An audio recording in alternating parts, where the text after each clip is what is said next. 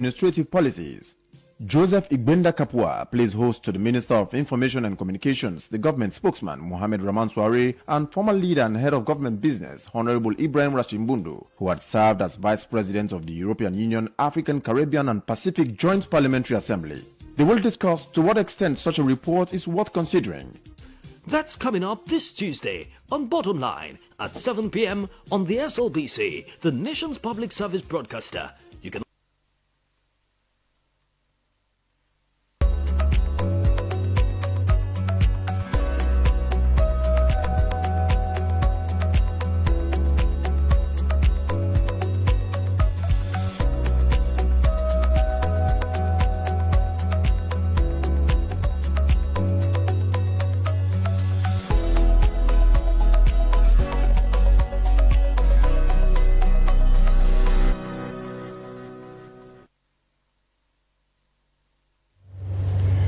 Hello and welcome to Bottom Line, your enlightenment campaign talk show.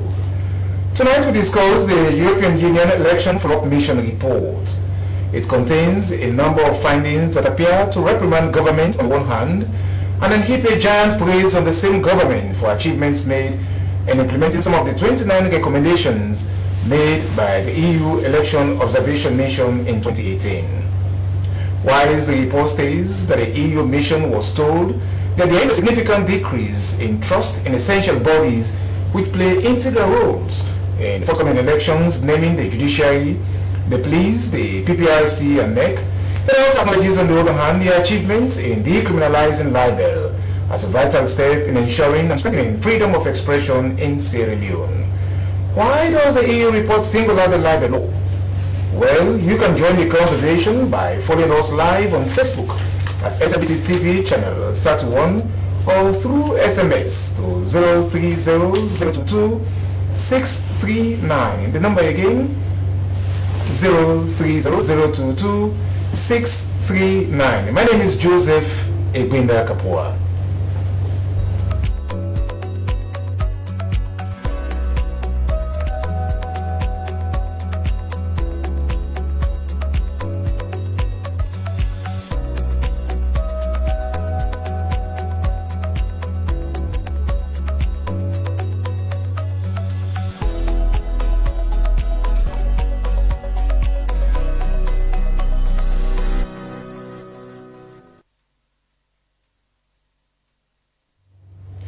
This is Bottom Line coming to you from our New England studios.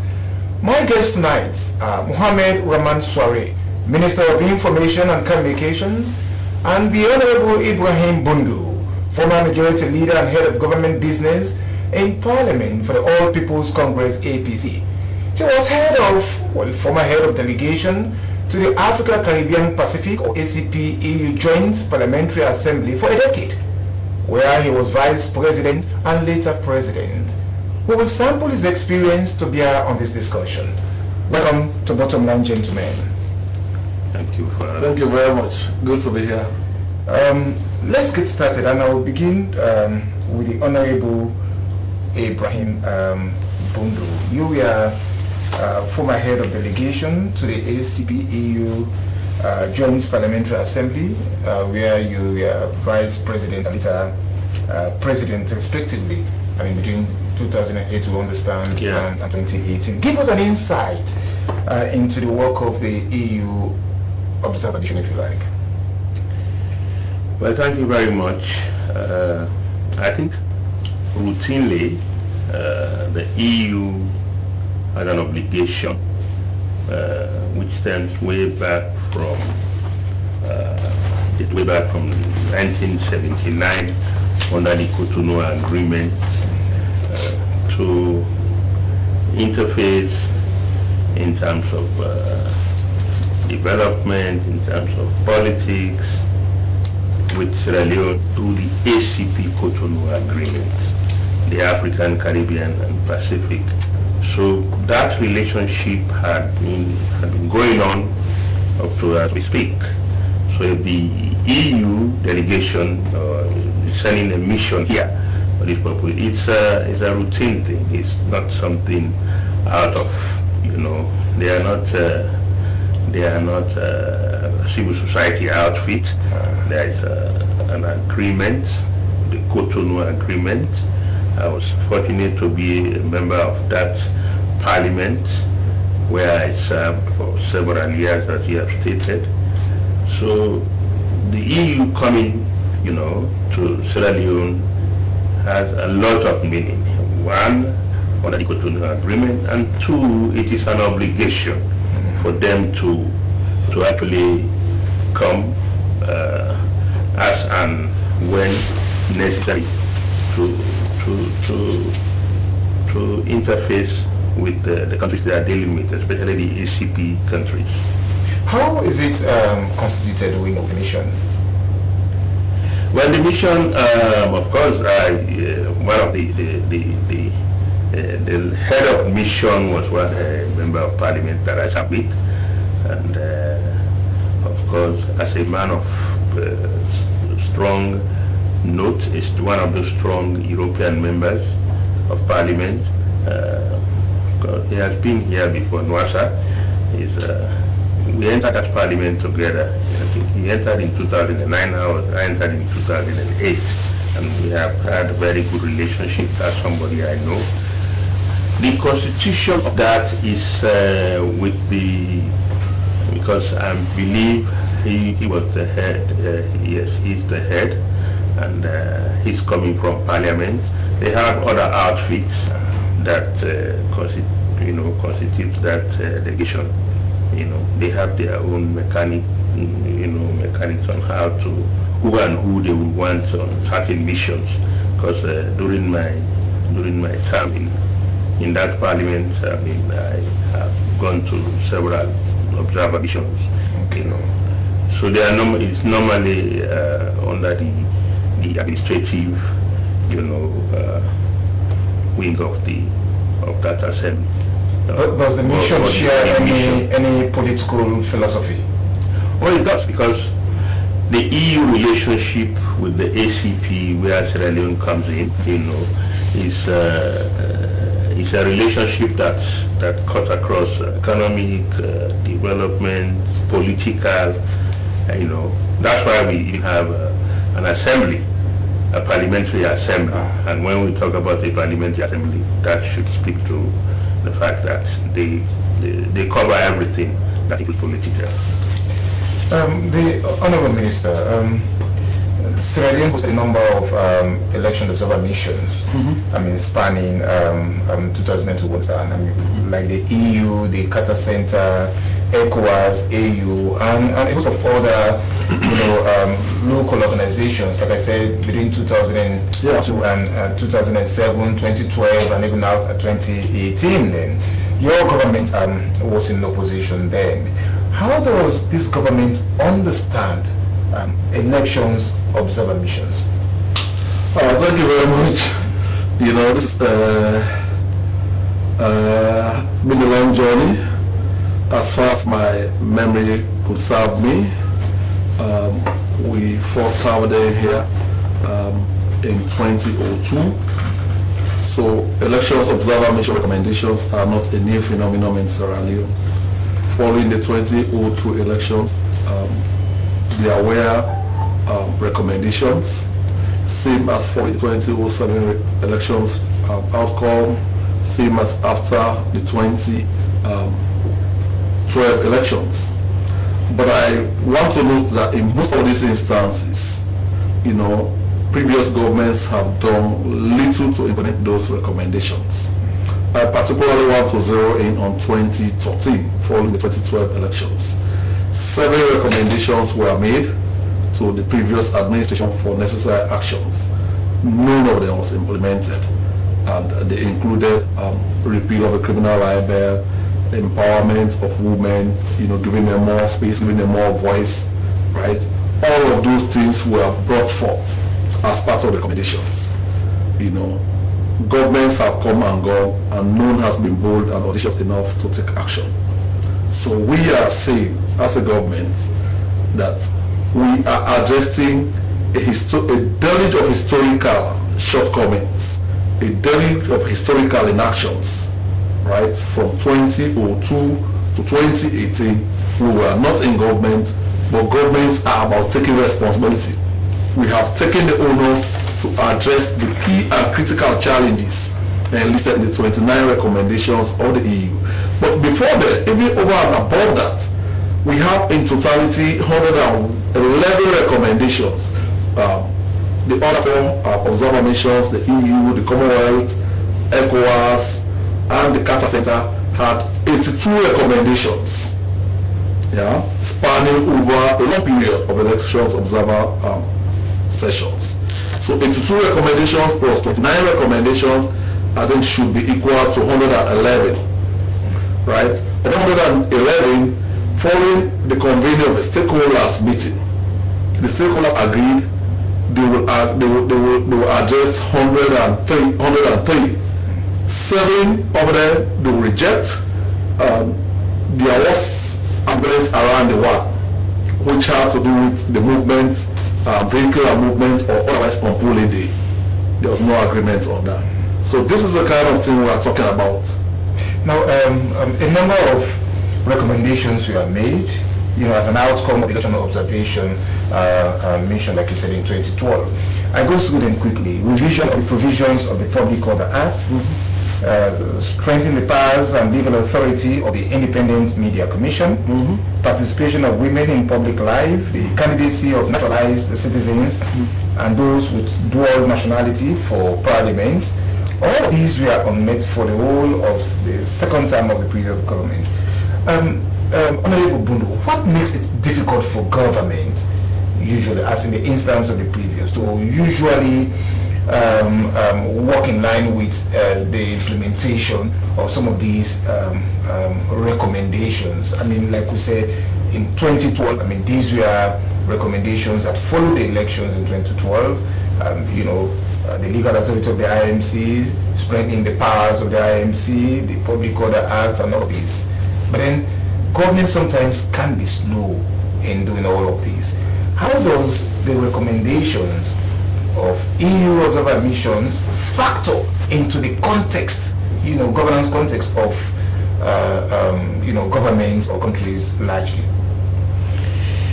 To be honest with you, I don't want to go along that path of the difficulty of government to implement some of those recommendations, because maybe I will not be too, I know recommendations after elections or recommendations are made, so but that part of why the previous government or they were not, I don't want to go along that path, because I was following the discussion after this observer mission came out to the public, and a lot of exchanges here and there in social media, and even the traditional media, has taken. I listened to 98, I listened to other radios. It's now topical. So one of the interests I would want to express here is, one, what is the EU? Why are they here? And what is their contribution to the national well-being of Sierra Leone? The ACP general and Sierra Leone in particular. I want to speak to Sierra Leone based on these reports. The EU is a very strong partner in terms of our economic development, our political well-being. There's a lot of reason why this relationship started way back in the 70s and is still strong. The EU, as we know, is one of our biggest partners in terms of development in this country. We are now in the 11th EDF, that is the European Development Fund. That is the window through which all their activities in terms of funding, it goes through to this country. And Sierra Leone is a very strong, big benefactor. They were a great beneficiary of that window. For years, we are now in the 11th EDF. I think for the 11th EDF, under the National Indicative Program, the NIPs, you're talking about 379 million euros allocated to Sierra Leone. And I think it's divided into 5 sectors. I think we have 5 sectors here. You know, the focal sector number 1 covers governance and civil society. The second one covers education, agriculture, and the Liberia Road. Then there is support for other measures. When we look at all of this, totaling 376 million euros. So they have every reason to be here, and they have what we the parliamentarians will call an obligatory oversight role, because this is their taxpayers' money. And mind you, the European Union comprises of 27 countries from Europe. 27 countries. It's made up of 27 countries. So that's baskets where they put all their funds. They have an obligation. They have an obligation to go back to explain to the people how these monies that were approved by the European Parliament, the other outfits, how they go back to explain to their people through the development commissioner, you know.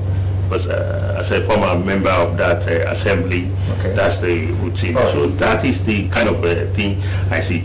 So it's not one of those reports that is in the ordinary. This is a very important report. That all right, we will come to the report, I mean, following the 2012 elections. But let me cross over to the minister. Upon as the government, you know, sample your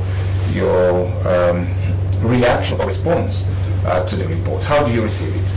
Yes, so first, like Honorable Ibrahim Bundu noted, Sierra Leone and the EU have come a long way.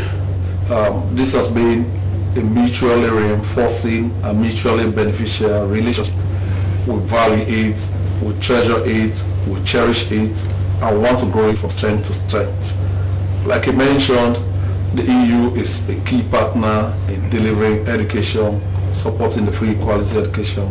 Recently, you know, we are together at the launch of about 100 school buildings to support the free quality education. We know they support governance, resilience, they support civil society, and strengthening governance institutions. We appreciate all of this and want that relationship to continue. How did government receive the recommendations? It's a mixed bag.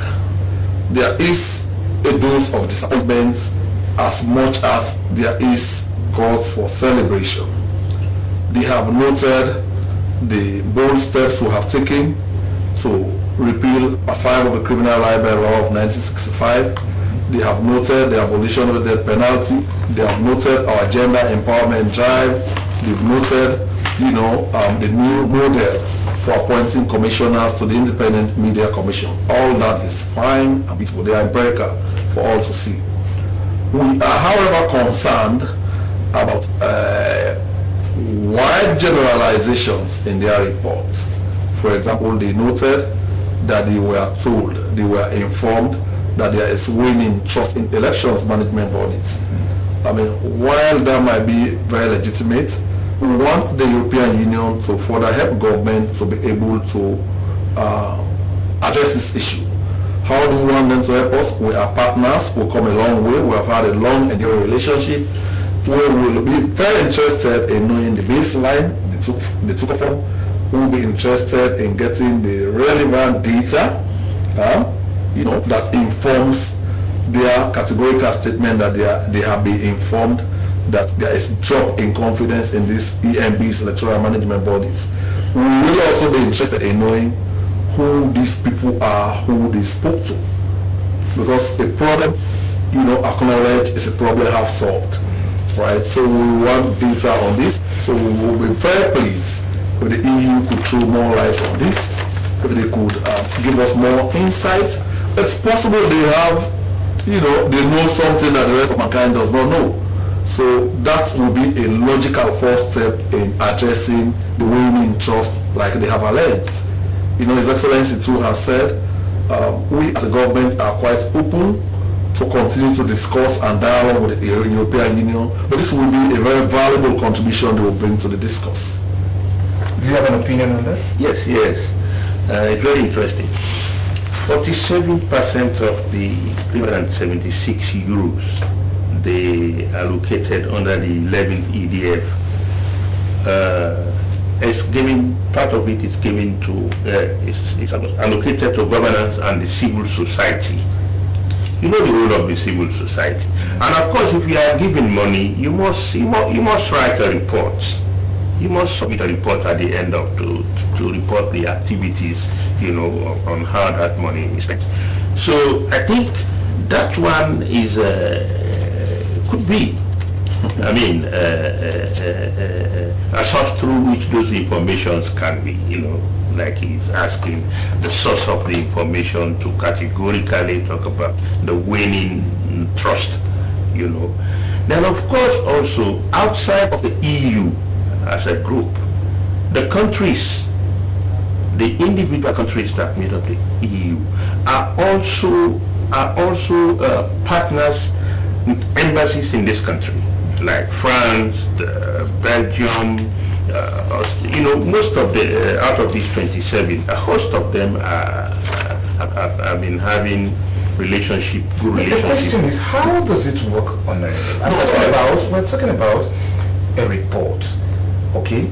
This is a report containing findings, as a matter of fact, some research conducted, as a matter of fact, which, like the minister is suggesting, should have contained, for example, the methodology, okay, probably the population, and probably how the sampling was. You can't just wake up, for instance, and say,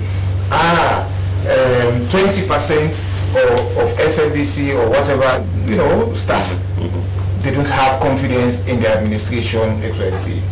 There has to be a population. How many staff do you have, for instance, in this institution? Of that number, what is the sample size? Then you're not necessarily saying, okay, we spoke to this civil society, we spoke to that civil society. What is the population of that sample? And remember, as a research, and from your experience, can you come out with what one would, consider a hearsay? We were told, the mission was told, when, where, who, and all of this. I'm sure after you've heard about the long-standing relationship, it's so conventional that they are not doing something new. What they have done today, can we go back to those reports? Those are the minutes of the... No, they were not challenged them. That they were not challenged doesn't mean...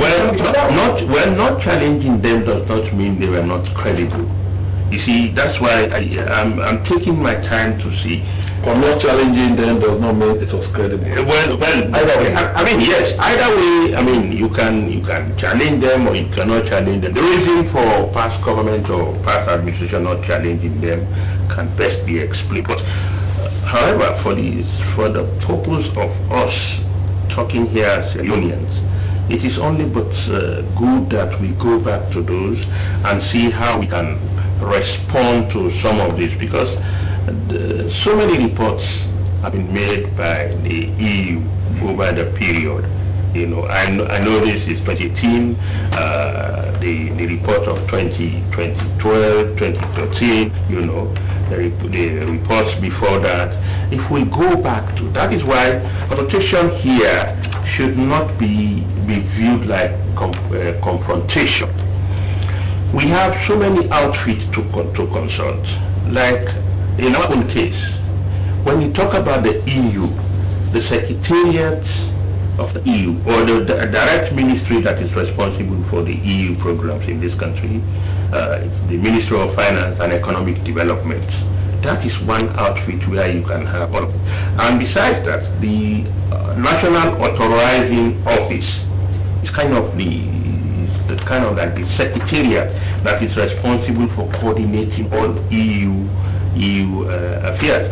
And even Parliament, with the delegation of the parliamentarians to the EU Parliament, your ambassadors, they attend meetings of what you call the Committee of Ambassadors and Council of Ministers. That's where the Minister of Finance and the Minister of Economic Development, that's why they come in.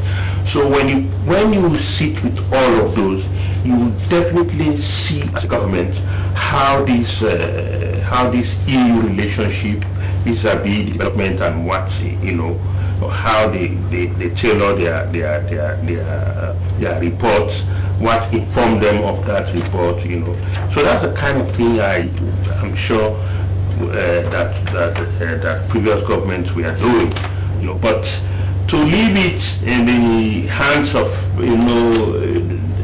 we have to be very careful. We tread very cautiously. This outfit I have explained here will definitely give us a very serious information that will not bring in people who might be ill-informed, like when I was listening to some of the people that were indicted, like the judiciary, like the I think PPRC NEC. PPRC NEC, yes. Because the question is, first and foremost, are you benefiting from the EU European Development Fund? Yes, PPRC. Yes, judiciary. Yes, the others. So if you are benefiting from them, then definitely they have an oversight responsibility. Is it your position that because you are benefiting from them, you have to be shy, if you like, insofar? No, if I will not allow you to complete. Definitely that does not suggest, because getting something from you does not mean I should not come out with my own queries. Because this is a report. We are talking about a report suggesting a significant decrease. And there's nowhere you can sample how that is the case. And all you can suggest at the moment is to tread cautiously and probably now go to these outfits and get the information. Is that the position? I will engage before sitting with the EU.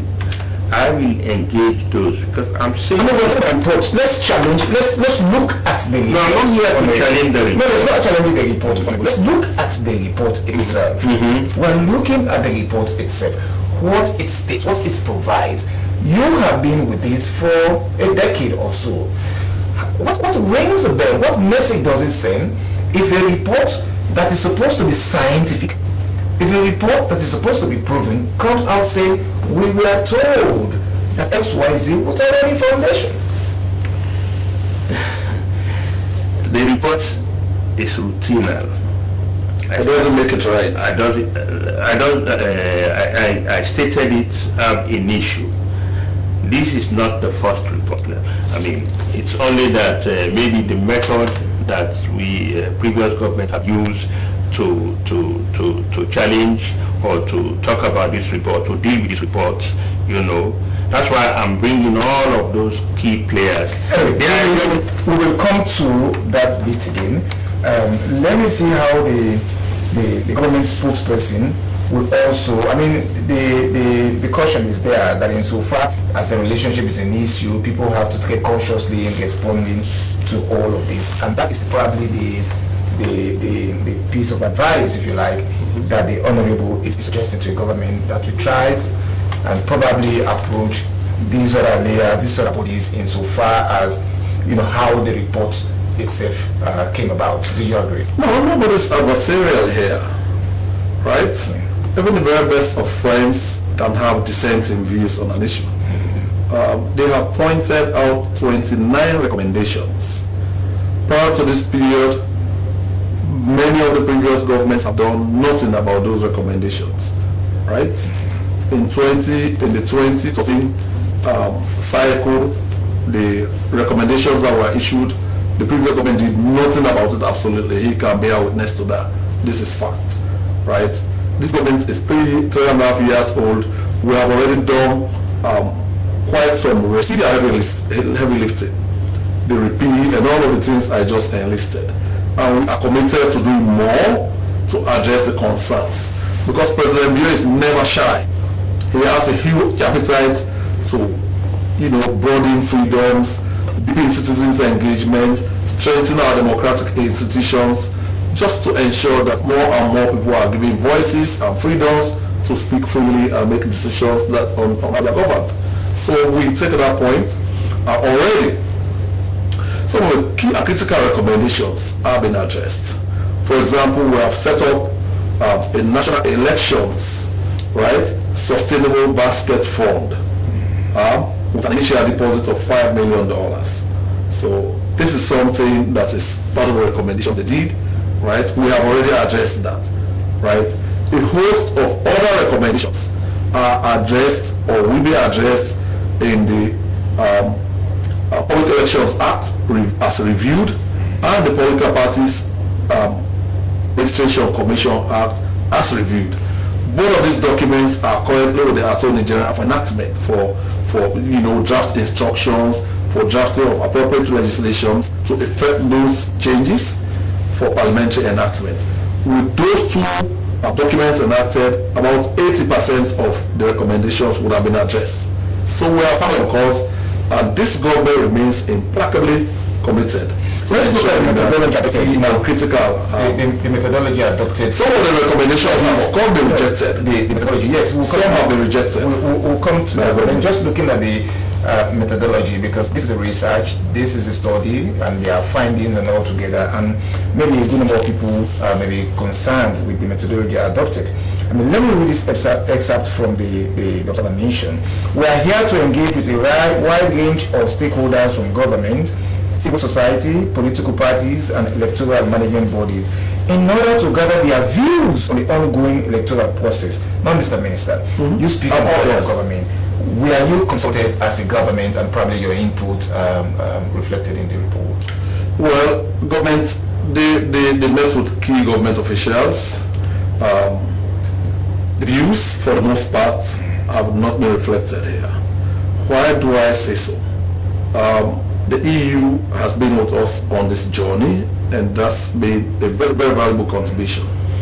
In June this year, they sponsored a stakeholder consultation where key electoral reforms were mapped out, including a stipulated date for the conduct of both presidential and parliamentary elections, including granting doing necessary constitutional provisions to ensure that independent candidates are able to run for the presidency, including a whole host of other issues, right? They funded that, right?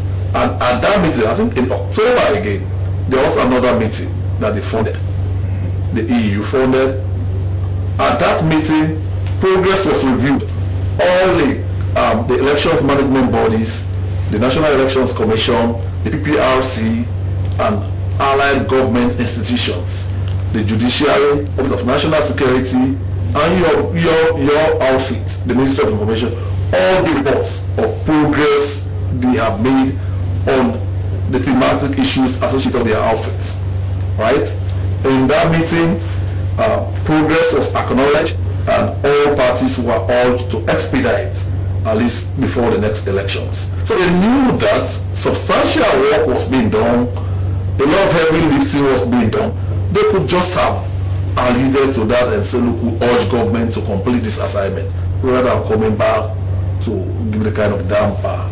Now, Honorable Bundu, a particular quote from the report is now trending on social media. I mean, you just made reference to that. Let me read verbatim.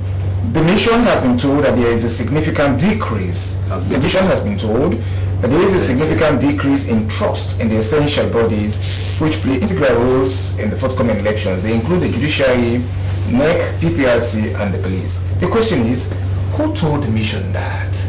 I mean, is it the case again that, like you said, we have to go to, I mean, these other institutions, these players? I mean, there is no attribution to a percentage of interviewees, as a matter of fact, even if not named those interviewees, who to the EU a percentage of respondents who actually said so.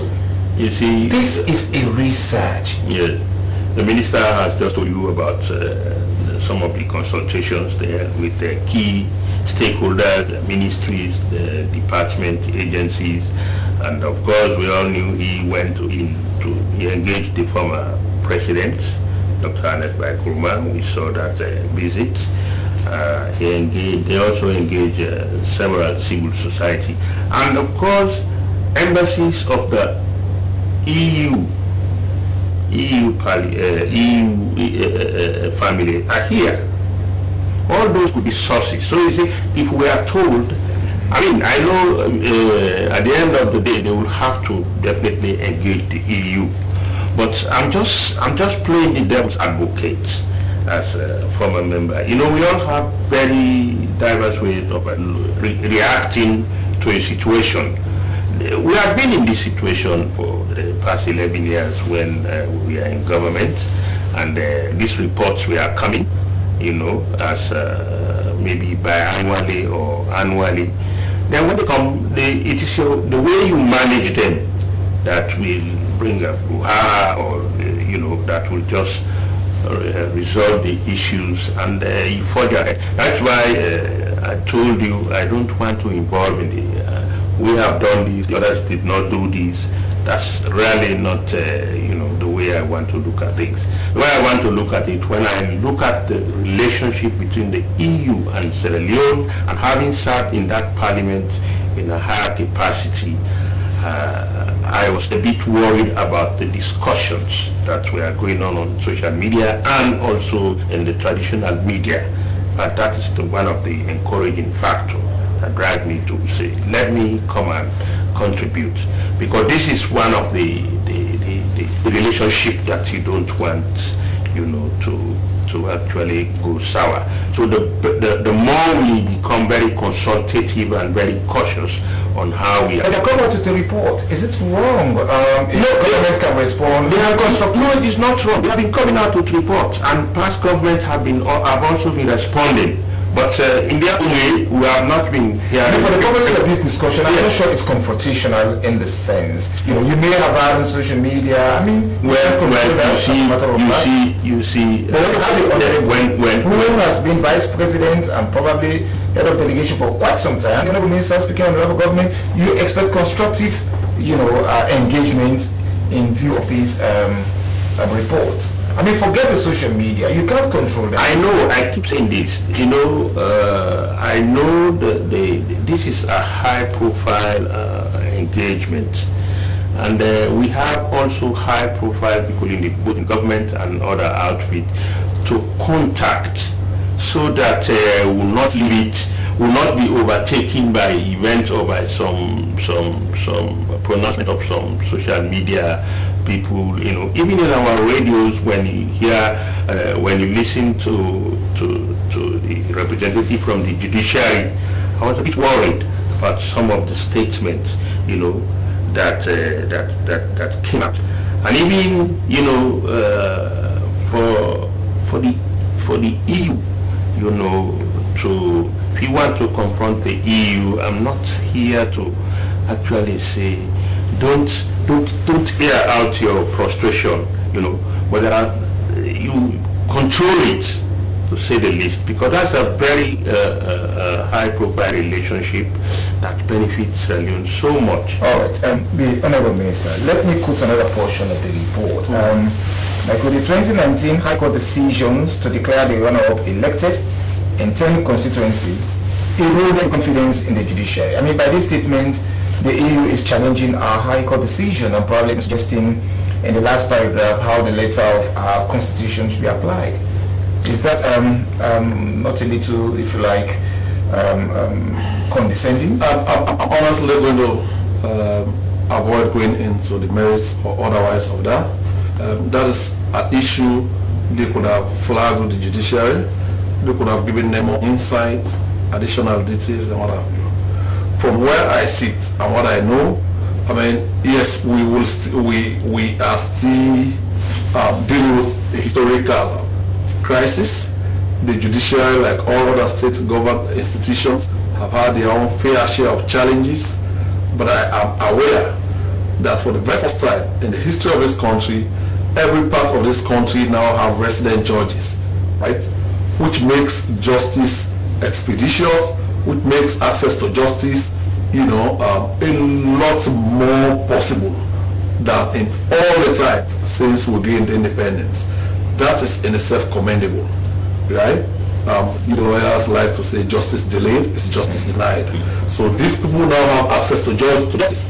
Talk to people in Falaba district, talk to people in Kailau and other far from communities. This is happening.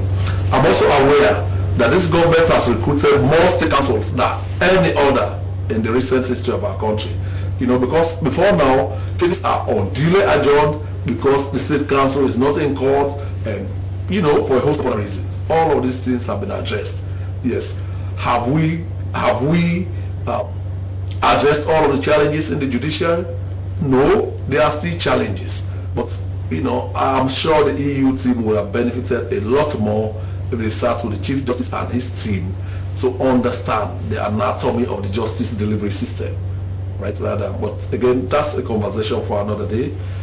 So I am very heartened by the fact that both the EU and the government of Sierra Leone are still in discussions, and both parties have demonstrated their willingness and commitment to deepen this conversation, just so that at the end of the day, the eventual beneficiaries will be the government and people of Sierra Leone, and the EU too is seen to be giving their taxpayers value for money that is spent here.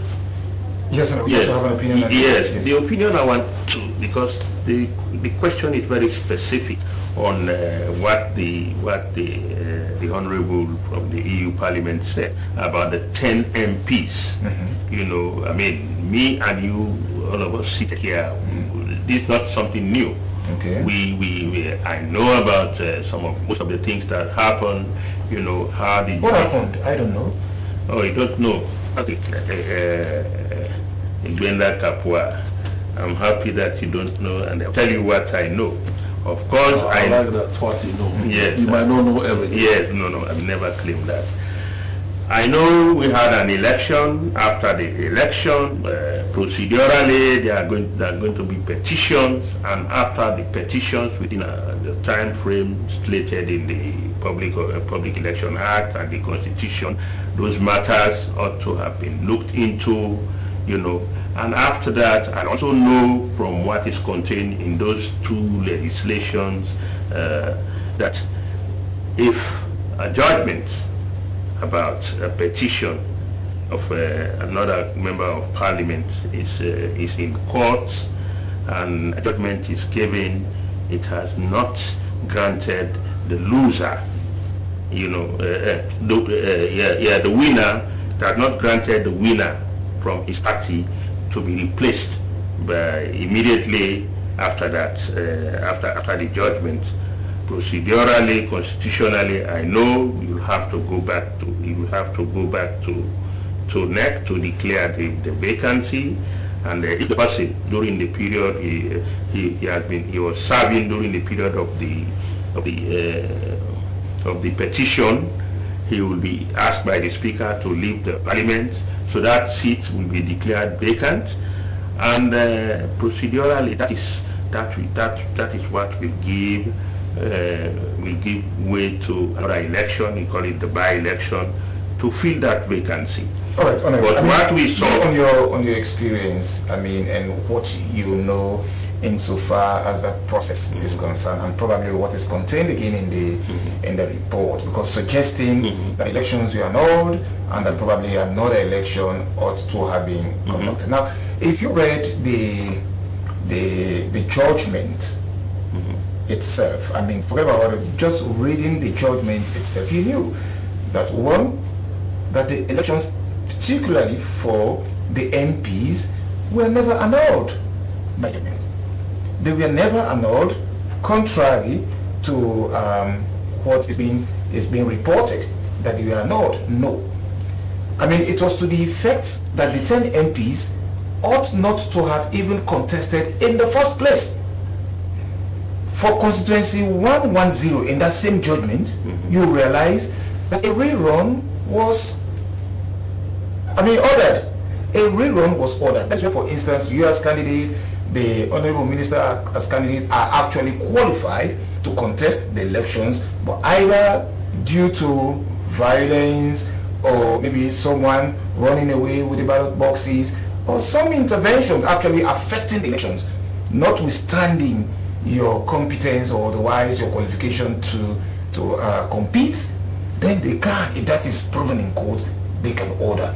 But when it is proven that you ought not to have even contested as a candidate in the first place, which was what the judgment, respectfully in my view, made clear that those candidates ought not to have even contested. They were not qualified for whatever grounds, they were not qualified to contest. That was not a rerun, that was ordered. So the elections were never an appearance indicating. Were they? That was not. It was an election according to the judgment. Ought not to have been. These candidates ought not. Shouldn't have even contested the elections. I'm getting. Let's assume you are confused here. Let's assume you as a candidate, you are receiving monies, let's say, or paid from the Consolidated Revenue Fund, and you failed to resign. As per the law, you would understand, 12 months prior to presenting yourself as a candidate, and by that failure alone, you are not qualified to contest the elections. By that failure alone, you are not qualified. So they look for the next. No, after was that what the judgment? No, procedurally after nomination, because NEC conduct the nomination process.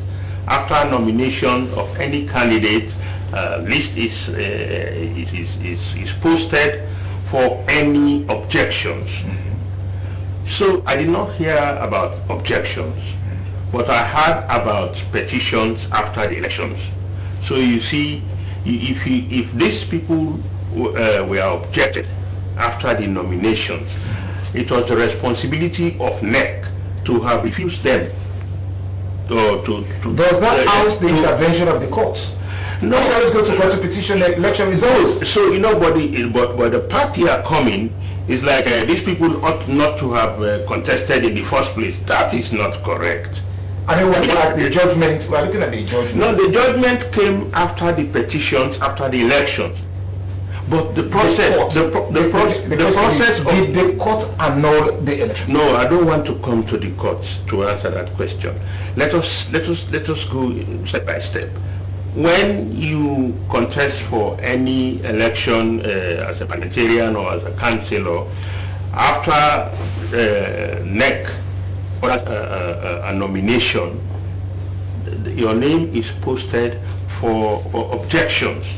If you are not objected, that is the basis under which NEC printed you as your name as a candidate for the election. How does that stop me from challenging? No. If you give me a minute, okay, that's the first step. Then you come now to the election. After you contest the election, how come a judge will tell you no, he ought not to have contested in the first place? So that is a case for NEC to answer.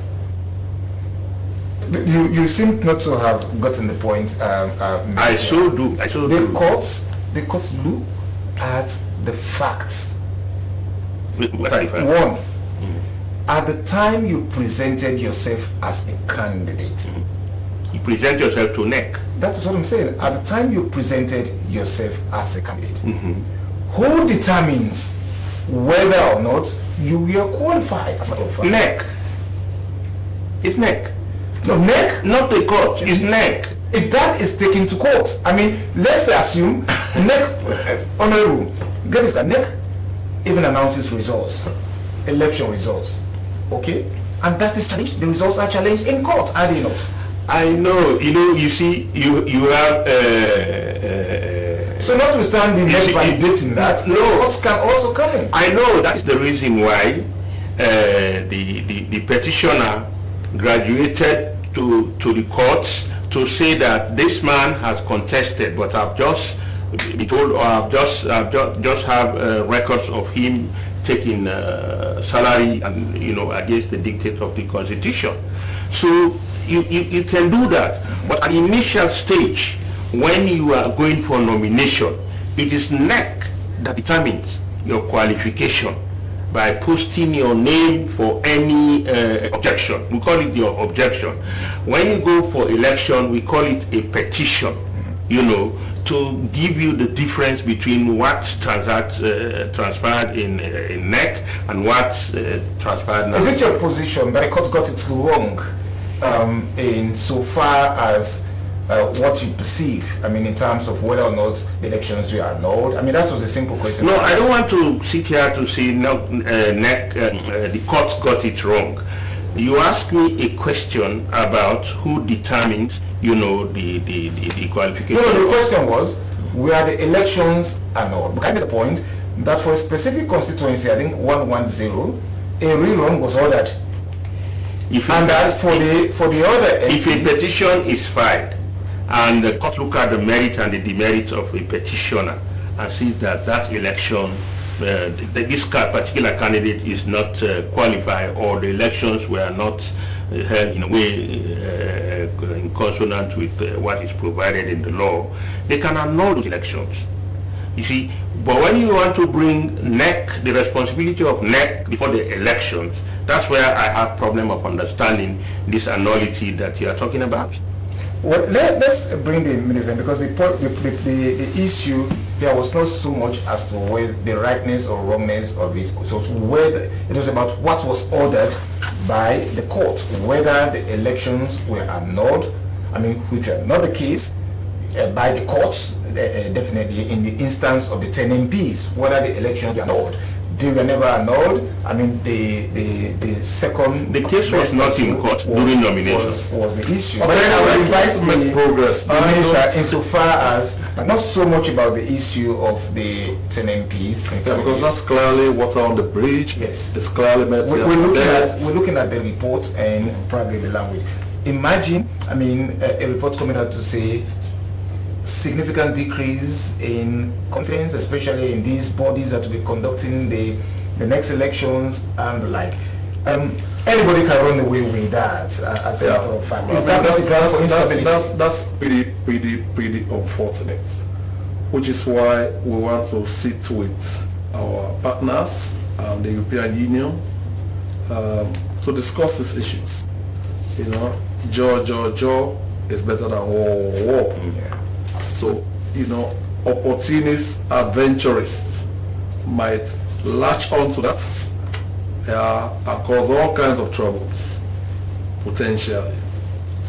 They might use that as a cannon fodder to even dispute election outcomes, which is why there is utmost need for caution and not to embolden rogue politicians, if you like, or adventurous politicians, or what have you. But again, there's a silver lining here. His Excellency in his CNN interview has said he looks forward to further engagements with the European Union. We look forward to that. This relationship cannot be defined by this one incident. We have come a very long way. We have been mutually reinforcing partners, right? But we just think this warrants further discussions. We want them to throw more light on it, where they have available data to share with us, because that will make our work easy to rekindle trust and confidence in those institutions. This is all we're asking. So nobody should misunderstand this as an attack on the EU report. We're asking for more insight, additional facts, right? How will you respond to suggestions as to how we run our affairs? Because I think in some points of the report, they were even suggesting the winner should not take all. Appearing to suggest more or less a parliamentary system of government as opposed to what? Well, this is something we also think.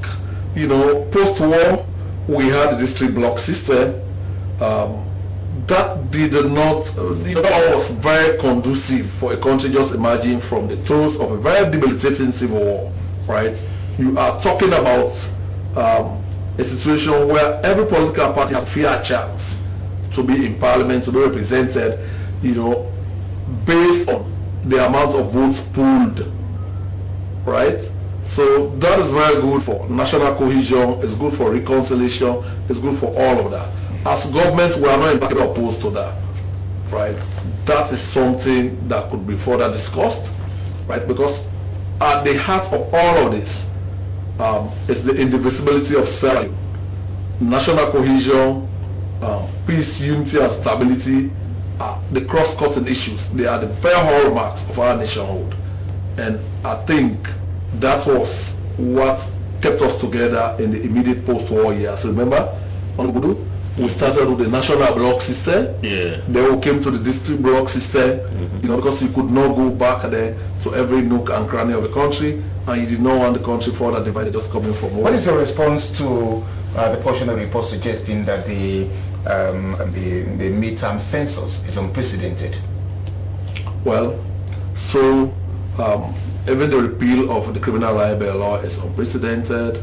Even the abolition of the death penalty is unprecedented. So there are many unprecedented things that this government But here I suggest we are a reform-minded government. President Bill is a progressive leader, right?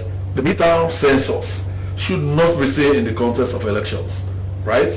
We are talking about development planning. We are talking about programming. We are talking about resource allocation. So you really don't need the midterm census for you probably can only use 10% of its whole value for elections. The rest of it you need for development, for resource allocation, and for development planning. Right. Now, if you want to do something for non-Goa children, for example, where you come from, right? You do not have absolute figures of inhabitants of all of those in that place. You need a midterm census to determine that, right? NGOs might want to know the population of a community before they go there. What we have are absolute figures. What my teacher has taught me back in school, even though I was very poor at mathematics, was show walking. Show walking. Yes, this is our population, but how did we get from there to here? We do not have the basic building blocks, the foundational blocks. This is all we're asking for, and I'm very heartened by the fact that the EU realized that this is very constitutional. It's within the mandate of His Excellency to declare a midterm census and to go through the necessary procedures which have been so tidily done. Right? So we are firmly on course, and we think it's the right and proper thing to do. There's a pilot program going on already. See, some people say, let's leave that for others. The program is Bottom Line, and it's coming to you from our way here broadcasting house. In return, my guests tonight are the Minister of Information and Communication, Mohammed Rahman Swari, and the Honorable Ibrahim Bundu, who has been head of a delegation, the ACP-EU Joint Observer Mission, for quite some time. He became Vice President and later President of the body. They are my guests tonight, trying to look at the recent EU report and probably how, as a government, they can respond to the report, if only to maintain the cordial or very good relationship between the government of Sierra Leone and the EU. Let's see what the messages are saying here. Mr. Minister, where are your men in the strategic unit? They need to engage the media. And this is from Martin A.M. Silla. The EU should tell us who they spoke to so that you guys will go after them. The EU is very professional and will not agree with you on that. The EU report is a wake-up call for the current government to do more. It speaks to the numerous challenges facing us. Former President expelled an EU resident representative during his time. Why was that not reported? This is from Momo for why. We acknowledge what EU is contributing to our socio-economic development, but the EU press statement was skewed. At least it should have mentioned the progress government has made in addressing the issues. This is from B.W. Bokari. More text messages coming in. We encourage you to send them to the number you see on the screen, 0300222639. We'll now go for a short break. We'll be back and then we progress in the program. My name is Joseph Ibinda Kapua. Get into the groove this week and every other week and be part of Bottom Line. The civil marriage starts at 10 and ends at 3 o'clock. If it's done before that, it's not legal. Bottom Line, the all-new SABC radio and television public enlightenment campaign talk show is especially designed to delve into issues and graciously offer you an amazing, appetizing, and satisfying cocktail of in-depth views, comments, analysis, and prognosis by well-grounded experts with wide-ranging knowledge and experience. When we see a country that is doing the right things, we want to reward them and to help them succeed even more. Get cracking and tune in to Bottom Line on the SLBC for 60 minutes of incisive and pragmatic good governance interviews, accountability interviews, and personality interviews for the whole story behind the story. What more can you possibly hope for? Bottom line, you can't afford to miss it.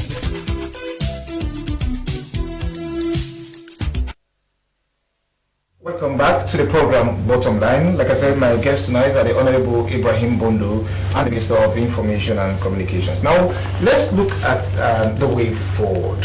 I mean, the report is out. You have said you are going to engage the EU and probably sample more information in respect of this. Honorable Ibrahim Bondo, how do we move away from this? How do we address this as a country? As a country, like I said, let us tread cautiously.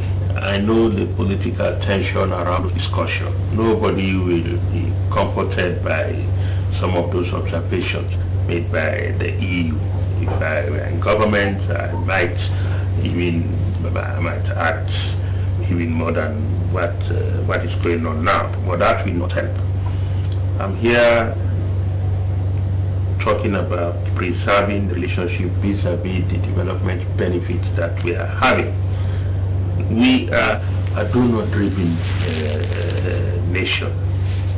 And as a donor-driven nation, I mean, you definitely tread cautiously when you are doing anything, especially when some of even in the face of scaffing. No. You know, I'm saying so continuously because I've had some statements. You know, I mean, forget about what you have had, Honorable, for a moment, and look at the issues raised, the descriptions. You know, I mean, you're head of government business. And we are talking about how you respond to these sorts of issues. If you make a statement, Kapua, and somebody say that statement you made is unfortunate, it's with volume, especially coming from high-profile people. That's my point here. You know, so bringing out some of those, because the EU. I'm a witness to implementing some of those their programs. We've always been most of the time we have been complaining, even in parliament level, not only Sierra Leone, ACP countries, about the encumbrances in terms of how their project is. They are very, very sticky. I mean, but that is their taxpayers' money. You know, he who pays the piper calls the tune. But that is not any sound. No, yes. Any tune. Well, not any tune. What I'm saying is, I mean, was it a failure of diplomacy that they also failed to engage the government on this? I mean, if only to avoid.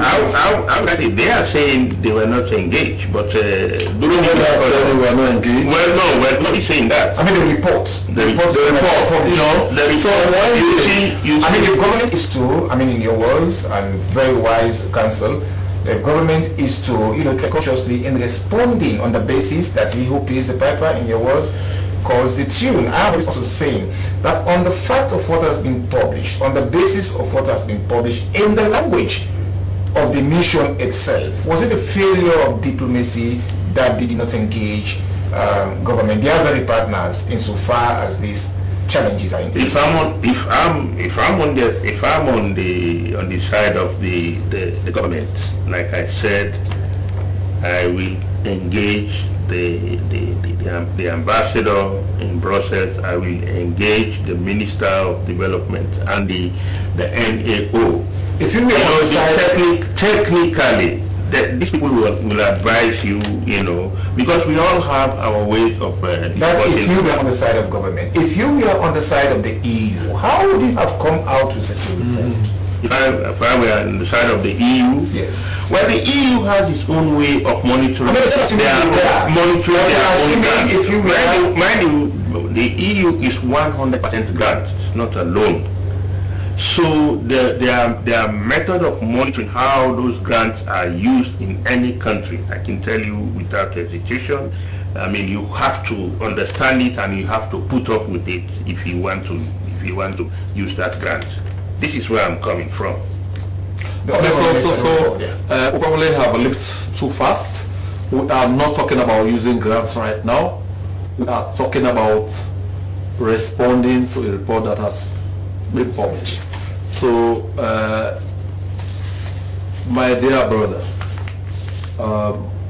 this government remains committed to implementing the recommendations of the European Union and other observer groups. Already at a major stakeholders meeting sometime in 2019, some of the observations have been flatly rejected. For example, they are saying instead of placing candidates on the ballot on the basis of their surnames or on the basis of their political parties, they are now requesting that we begin to ballot so that people determine their places on the ballot papers. We have rejected that as government and as stakeholders, right? A host of other ones. But the important point is that this government in 3.5 years have been able to implement more recommendations than any government prior to this period. And President Bio has a lot of appetite to do that.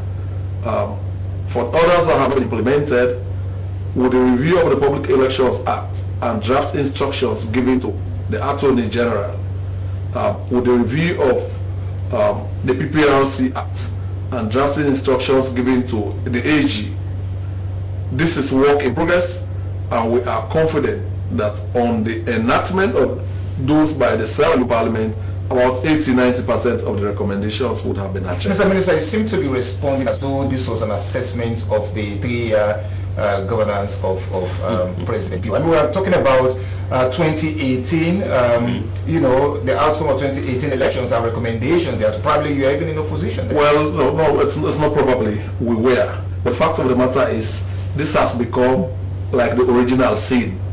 We have to pay for it. We have to deal with it, right? I mentioned, remember, I have an issue. Now, look, these 29 recommendations predate President Bio's ascension to power, right? We inherited it, like much the same way like the Christians say there about the original sin. But we have to deal with it, right? And we have demonstrated a lot of appetite, a lot of tenacity. We have demonstrated a lot of will and commitment to be able to resolve it. And that appetite will not wane. We'll continue to engage with all salient stakeholders in the matrix to ensure that by the time of the next elections, right, all of the hurdles, all of the bottlenecks, all of the recurrent decimals that have continued to plague the electoral process will have been addressed and the bottlenecks removed. Are your teeth set on edge because your grandparents have eaten sour grapes? No. You know me. You know this government I represent. We are setting our eyes clearly on the key objectives: delivering governance, delivering a better administration, good governance, and strengthening democratic institutions to deliver a free, fair, and credible elections to all Sierra Leoneans. Your parting shots, the Honorable Ibrahim Bondo. Well, like I said, I'm initial. I'm still looking at. I know the benefits of our relationship with the EU when I was in government, and still when I'm not in government. There's data speaking to that. So if I see confrontations. Why have we seen this confrontation? Well, without I mean, at the risk of insulting. I mean words. From where? Words. Which quarters? Can we have his parting shots? Yes. I just want further enrichment. Well, further confrontations. yes. I don't know where. You know, I ask you very softly that, you know, if you say something or you do something and said what you have done is unfortunate, that's it's a bit confrontational. Yeah, no, the president was just in his mind. It's not, I know, I mean, you can... So say something is unfortunate is confrontation and honorable? Well, I mean,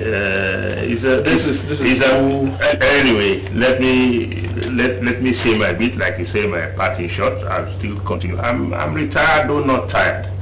You know, I want to continue. I continue to see. Of course. Why do you think I'm asking for that?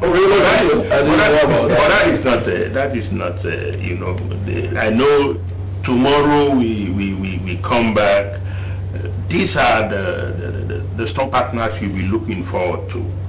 I don't mind you as a government or as a country for getting a report published. It's unfortunate. It's unfortunate. I don't get that the way you have said. I mean, the way you said that to even say or to even suggest, you know, to them in a way that, I mean, the report or the comments or whatever, I mean, are unfortunate, might probably affect our chances as a country because we depend on them largely for this. I mean, they have their own ways of doing things. I mean, coming out as with a position to say, I mean, we disagree with X, Y, Z, like the minister said, aspects of our recommendations. I mean, would that deprive? No, it is for EU. It is for EU to respond because I'm sure they are listening. Their partners are. Why do you think it would be unfortunate to merely say, I mean, we disagree with the report or we disagree with X? No, it's not me saying that. It's not me saying that. The government should. Yes, the government to say it's unfortunate. The judiciary came in. You know, I would have loved political words chosen because of the respect I have for the relationship between the EU and Sierra Leone. Okay. You know, that's why I am refusing to even go into what government did before, what this government is now doing, you know, because I'm not here for that. I mean, we have the outfit that will, if he were here, he will respond accordingly. But for the purpose of what motivated me to be here, I'm still asking that we tread cautiously, and I've highlighted the various areas that will benefit this discussion, because these people, you know, they have a lot of information about how the EU works in terms of observation. You know, this is just one of the observation in an election. They have indicted institutions, very serious institutions that are really essential in this country. The PPRC, if there is a breakdown in confidence on the PPRC, the election management board, the police, it's very serious. These are and you don't want those institutions to come out and make their positions clear? Of course, definitely. Why I'm saying it now, we don't. It should not be ordinary discussions where you send in, you know, let the head of the police, in consultation also with the vice president, who happens to be the chairman of the police council, and their EMB, that executive management board, to actually take a deep breath, look at this report, and you know, come out with a position. Come out with a position. All right. You know, that's noted. That's noted. What your minister, your parting shot? Okay, so like I've always said, we are on the fast track to implement some of the key recommendations. Yes, we know the police has come in for quite some bashing, but I mean, this is a historical problem. We inherited the police force. Like we did. You also inherited it. Okay, so you are comparing 11 years. You are comparing a so this inheritance will always go. I will take over tomorrow. We'll go to inherit your police. No. So we are saying if we have all the time in the world, we have started an engineering process to capacitate the police. The police is not agile, it's not very mobile, cannot be robust in the current constrained environment. We took over a police force that had to use mobile phones to communicate amongst themselves, right? In far-flung locations where there are dark spots, they are incapacitated. The mobility itself was quite constrained.